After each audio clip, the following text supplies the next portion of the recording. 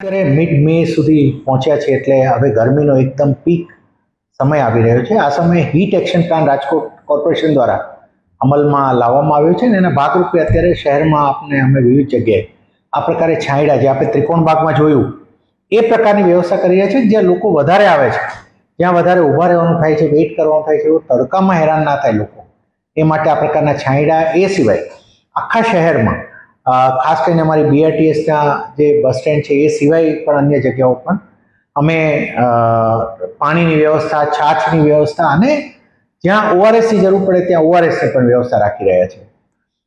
બધે કામના સમય પણ હવે બપોરના સમયે અમે આપ જાણતા હશો કે 1 થી 5 સુધી હવે સિગ્નલ ફ્રી આખા સિટીમાં કરી દીધું છે. કોઈ સિગ્નલમાં પણ ઊભું ના રહેવું પડે એ પ્રમાણે.